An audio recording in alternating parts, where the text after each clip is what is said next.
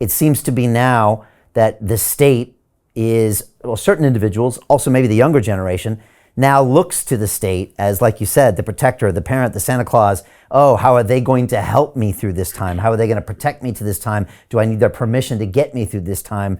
Whereas back in the day it was, no, I got to do this myself. The government's here to help out with a few things, but it's not here to save me. It's not here to print money through the recession. It's not here to do all these other things. It's just there to do a small number of things. But that's clearly right. changed. I mean, government is supposed to be there just to protect our liberties, to protect our property. Right? That's it. They're supposed to leave us alone, after they've fulfilled that one function. Especially in America, the federal government is not supposed to be involved at all in domestic affairs. It's supposed to be concentrated on national defense, just to protect us from invasion. Right? We have local governments to protect, me from, sub burglar, stealing my stuff, from my house, or stealing my car, or, protect my life from somebody who might take it. But that should be local government. But the U.S. government has usurped all sorts of powers not granted to it by the U.S. Constitution. And so we don't live in the type of republic that the framers envisioned, where you had this limited government and you had this, maximum amount of individual freedom and liberty, because that's the country that gave birth to the wealthiest nation in the history of the world. We had those freedoms in the 18th and 19th century. And look what we created. I mean, look where America came from. I mean, we were centuries behind Europe. But by 1950, we were light years ahead of them. I mean, Americans enjoyed a living standard unparalleled anywhere else in the world. I mean, we created the middle class. That was because we were freer than everybody. Why did so many people come here? All four of my grandparents came here from Europe around 1900. They didn't come here for government. There was no welfare. There were no food stamps. There was no minimum wage. There was nothing. What did America have that they didn't have in Europe? Freedom. They were escaping government. They weren't running towards government. They just wanted an opportunity to be all they could be. They wanted a place where the government wasn't going to interfere with their rights to create their own prosperity. And that's what they did. And that's what everybody did who came here at that time. And we built this, a standard of living that was unprecedented. And of course, we no longer enjoy that. I mean, Americans live better than some people, but we don't live as well as others. I mean, we're not even that highly ranked on the index of economic freedom.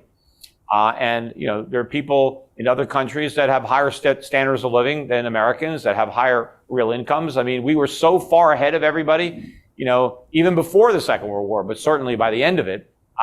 People thought nobody would ever catch up. But we blew our lead because we blew our comparative advantage in freedom. We started to grow the government, and by growing the government, we shrank the economy. The greedy bankers are about to do it again. In 2008, they crashed our financial system and nearly bankrupted the entire global economy. Then they received trillions of dollars in government bailouts. And after, they demanded fat bonuses paid for by you, the taxpayer. It turns out the banks haven't just been screwing the American taxpayers, they're also screwing over their investors. Turns out the banking industry is the worst place you could put your money, despite enormous taxpayer bailouts. Now the bankers are back to take away your financial freedom. They lie and tell you that cryptocurrency isn't safe. They try to make it illegal for you to choose how to invest your hard-earned money. They lie and say cryptocurrency is used by money launderers and criminals. But look at the record.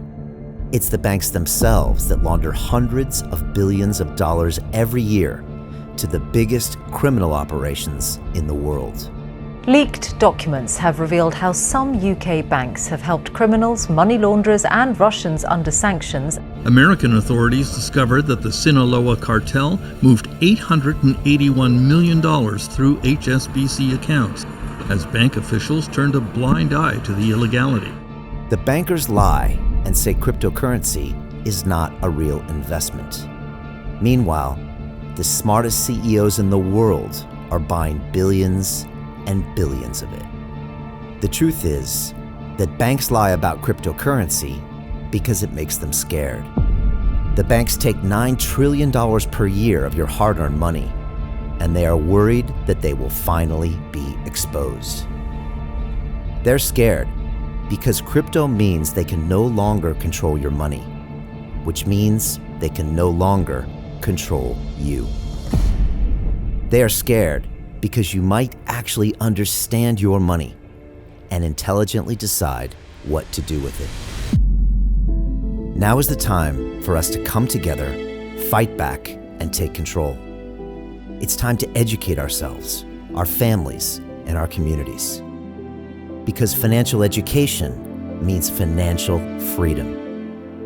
We know that cryptocurrencies will help us build the new decentralized financial system of the future. A banking system that is of the people, by the people, and for the people. A banking system where access to finance is a fundamental human right. A banking system that is free and fair and welcomes all humans on this earth. The DeFi revolution is happening. We, the people, can no longer be fooled. We choose to take control of our finances.